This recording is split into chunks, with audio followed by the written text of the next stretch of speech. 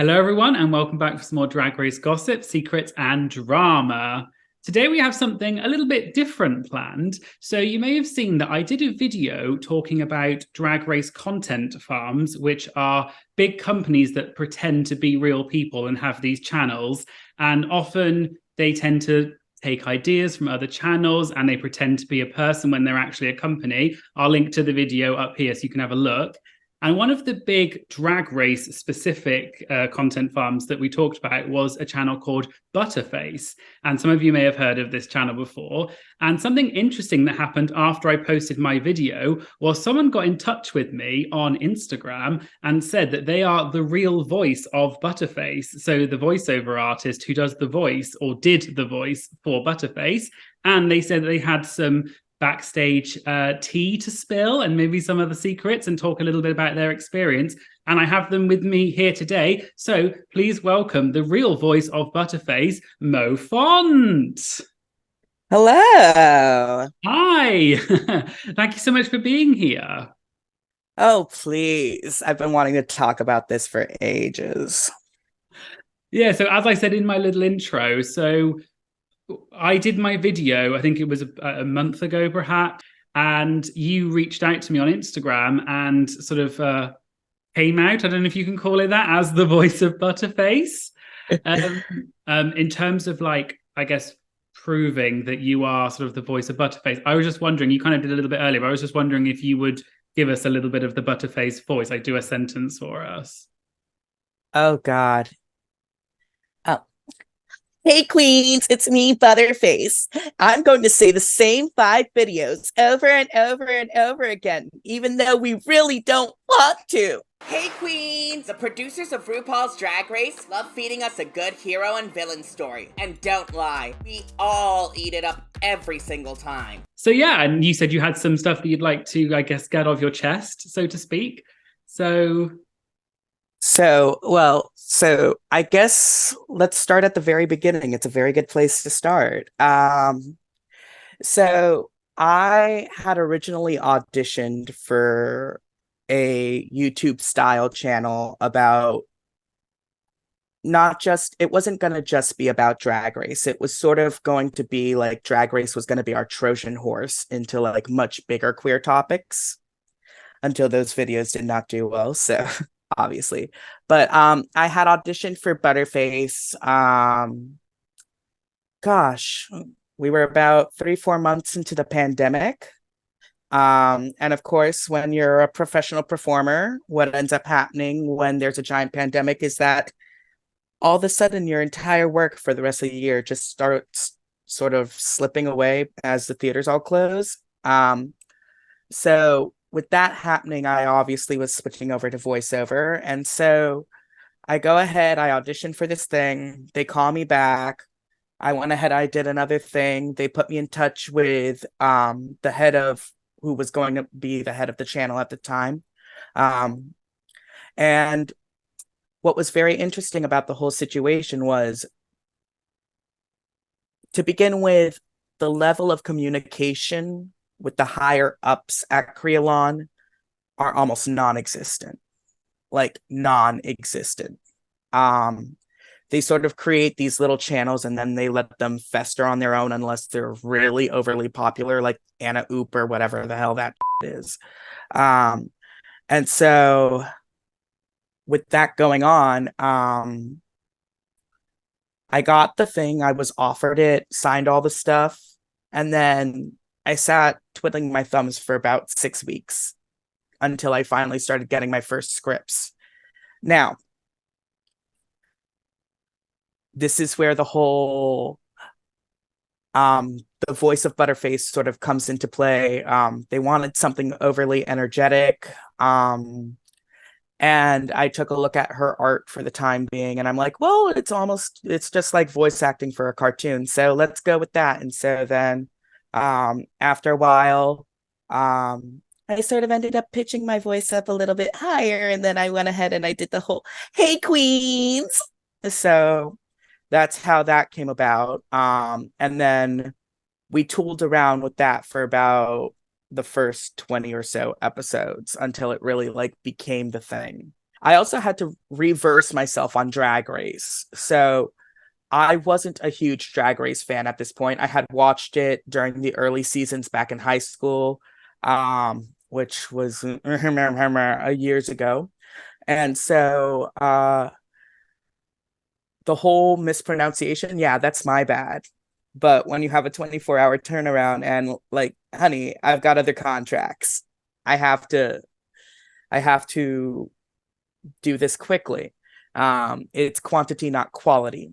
So just to sort of for some people listening, maybe if they haven't seen the original video where I kind of explained, so just to kind of some of the stuff you were saying was really interesting, because I just want to go back a little bit. So you mentioned Crealon Media. So just to explain for any listeners, perhaps, or viewers who may not know, I did talk about this in my other video, but Crealon Media was the company that was rumored, and I guess you kind of saying that is true, is a big sort of conglomerate company that basically their job is they just create lots of different YouTube channels, and they hire voiceover artists, thumbnail designers, script writers, and they basically are just churning out multiple YouTube channels, and that's kind of their existence. And that was another YouTuber called Paige Christie did this sort of expose, and also top RuPaul's Drag Race videos, and they talked about Crealon, and that's how I sort of came to know. So when you were mentioning Crealon, I just want to sort of explain for anyone who doesn't know that that's who it was. So they're the ones that put out this job, I guess, for a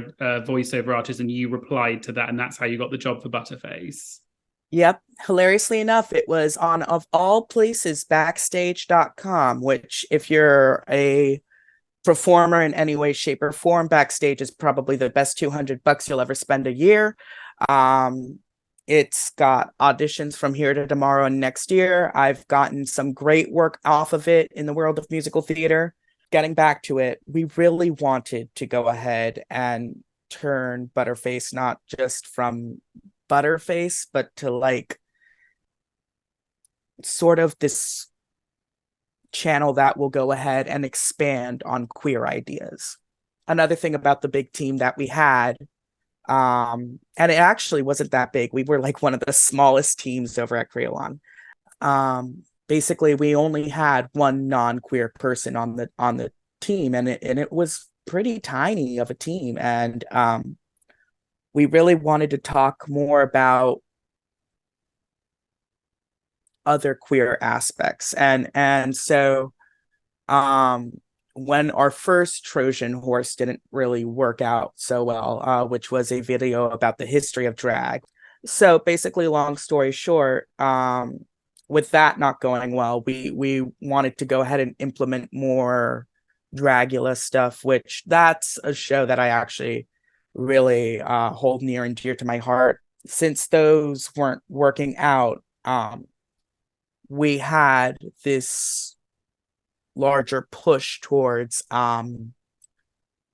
still rehashing the same drag content over and over and over. And trust me, when we went ahead and we realized that we were sort of stuck in a rut, but we had no way to really stop it, or not enough ways within our own powers to stop it, because that's what happens when you work for a corporation. I feel like we started getting sloppier and sloppier with what we were double checking for and what we were doing over and over again, just simply because we knew what we wanted and we couldn't get it. Okay, so from what I'm hearing is you all, like the team that you were on, wanted to do more sort of, I guess, queer stuff in general, and Drag Race was supposed to just be a vehicle, but then the powers that be at Crealon were pushing you more towards this Drag Race stuff that ultimately wasn't really what you wanted to do, and then that's when the deterioration in quality happened. Pretty much, because I mean, I can't speak for everyone on the team, but I've always said I'm one of these people that I don't want to watch the world burn. I want to watch the world learn. So, because I think because in a lot of the comments on the videos, a lot, like The Voice was quite often a sort of a thing that people comment on. So I think some people probably wondered whether The Voice was made deliberately to be very kind of nasally high pitched and potentially slightly annoying to generate comments to sort of engage people, if you see what I mean.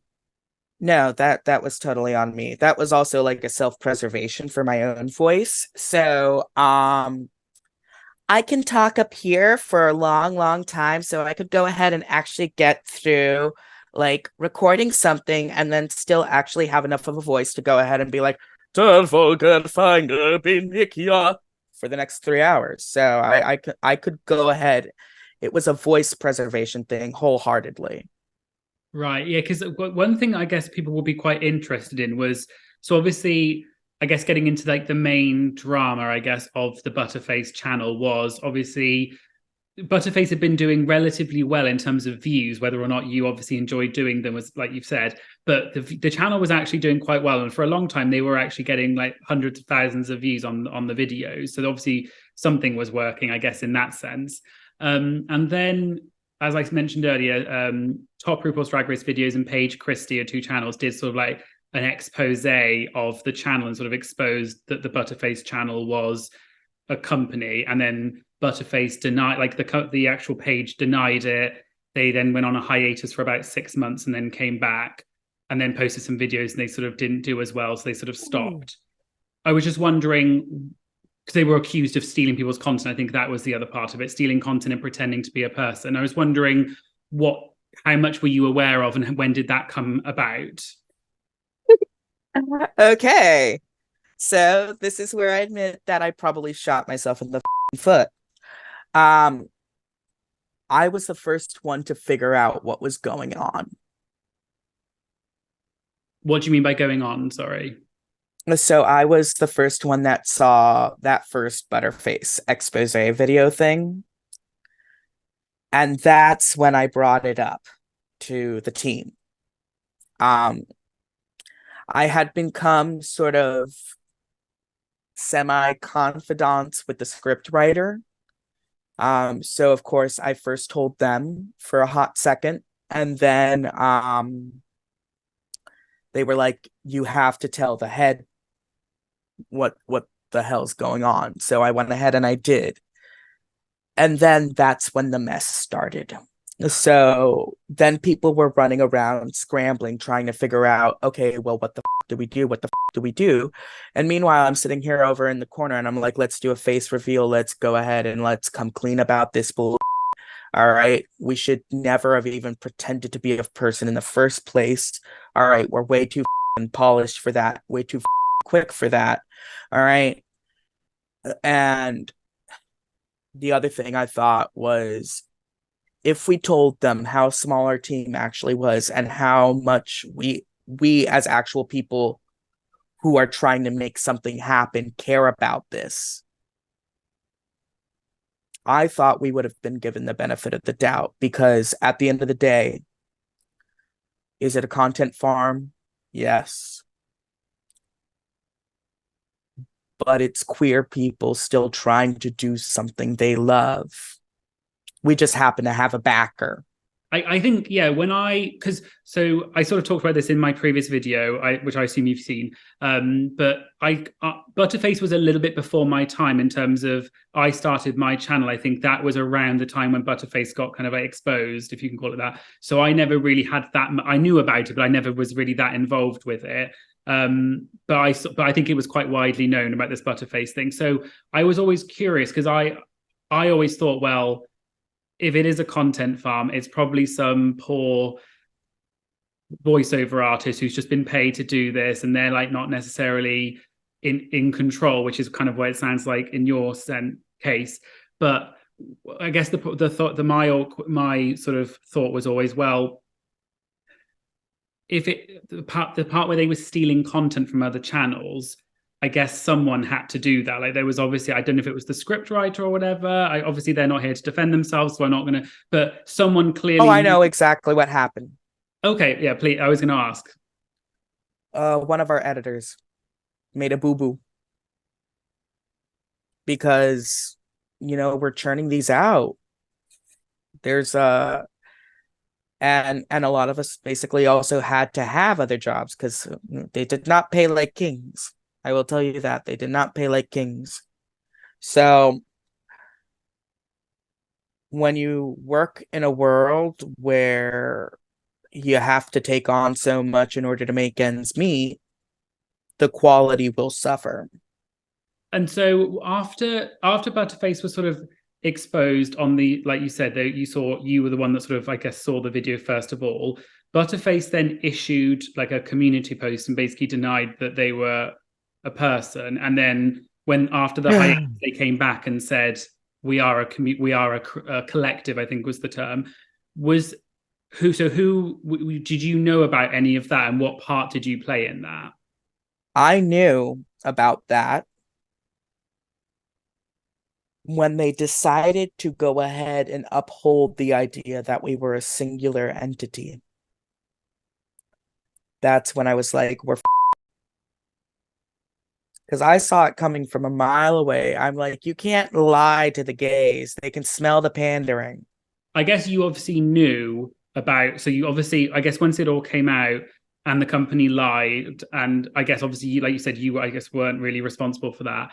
When the videos then came back after the hiatus, I said there was about 6 months where they stopped posting and then they came back, but then the views kind of dropped off because I think people realized that they had lied quite a few times.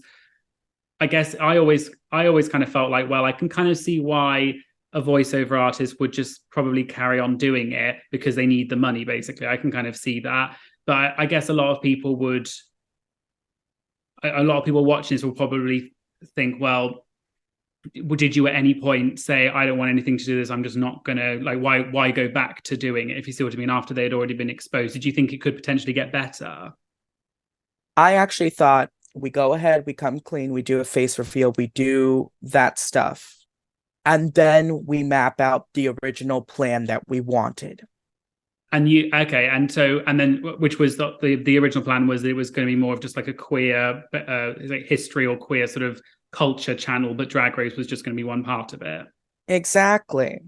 So in terms of then, I guess, I guess we kind of know the rest of the story is basically that Butterface, like I said, came back, did the videos, but they didn't really go anywhere near the same level as they were before. So am I right in thinking, because they haven't uploaded in about 5 months, am I right in thinking that you're done with Butterface, like you're no longer doing it, so if they continue it would be without you? Oh, I haven't heard anything back from them in over 5 months. That's the very interesting thing about the hiatus and what went and the communication over at Crealon. What communication is there? The reason that first major hiatus happened was our team lead basically, I don't know what the full story was, but they left the company. I think heads rolled for what happened there. When And you then when you say heads roll, do you mean the fact that they got exposed? I feel like that exposition might have gotten the poor bloke sacked. Yeah, I guess, yeah, which is obviously it's like not nice, I guess, but at the same time, I suppose unfortunately it's the little people in that sense of further down the line a bit are suffering because it was the company that decided they were going to lie from the start. And if they had just been honest and said that it was a company from the start, no one probably would have cared. Because it was kind of obvious that it was a company, like like you said, they put out videos so much, it was so polished. Not it's someone having that type of voice naturally would be unusual. So it was kind of obvious that it was like a professional voiceover artist, in my opinion, when I watched them. So I guess I can understand from both sides. Obviously, someone's going to put an expose video out because they're doing something wrong, but unfortunately, the wrong people suffer the consequences as a result of that. Yeah. I mean, the sad thing about the whole situation is that we had such aspirations, but the algorithm didn't align with our aspirations. Yeah, well, obviously, I think from the sound of it, I think it's very unfortunate what happened in terms of, I think it could have been a good channel, or it could have been whether or not people like that content, that's up to obviously the viewers. I think it could have been something if they had just not lied from the start. And obviously, I think, like you said, yes, you would have just done that from the start if it was under your control. So yes, no, I was like, look, we need to do a face reveal. We need to come clean. We need to introduce the team. All right. And we need to start listening to our viewers. yeah, well, it's a very unfortunate what happened, but obviously, I thank you for. I think it's very brave, and thank you for coming on and sort of actually willing to talk about. I'm sure my viewers find it quite interesting. So I think a lot of people didn't even know that these content farms were necessarily a thing until I had done this video about it, or maybe some of the other channels. So I think it's very useful and interesting to hear what actually happened, because I think people have one idea of how it works, but actually hearing from the horse's mouth, so to speak, is very interesting. So thank you for agreeing to come on. In terms of, do you want to sort of share any projects or any, like, where can people follow you on social media if you want that? Or is there anything you'd like to take this opportunity to say? Up to you. Well, so I don't actually have a lot of social media, hilariously enough. I do have a YouTube channel. You can find me under Michael Font. I post sometimes music on there. I might be more and more in touch with the universe later on or something like that. If you're in South Florida or anything, you probably already know who I am. I've written the queer history play The Roaches and the new queer metal opera version of Dracula. So let's try to get those done again. Hey. Well, thank you very much. And like I said, obviously, for anyone watching this is a safe space. And like you asked to sort of say you would like to talk, and I thought that would be very interesting. So something else that we sort of talked about before we started recording, you were saying that unfortunately someone from the team got sort of doxed, is the word, which basically means when their like address and public information gets released on the internet in like a revenge way. Yeah. So just to make that clear, that's not okay. These are all people at the end of the day. You can dislike someone, for the channel, but there's absolutely no excuse for doxing someone and trying to release their personal information.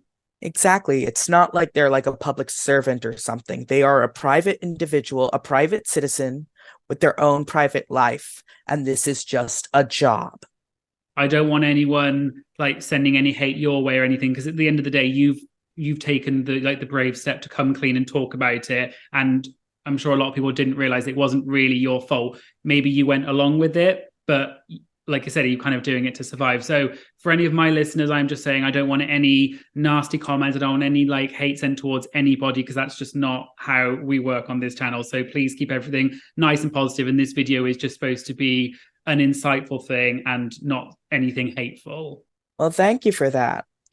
And yeah, I'm actually glad that you actually understand the fact that we don't always take a job because it's morally correct. We do it to put food on the table. So thank you so much for being here. And I was wondering if perhaps you could say goodbye as Butterface and sort of sign us off. Goodbye, queens. Bye-bye now. Bye-bye.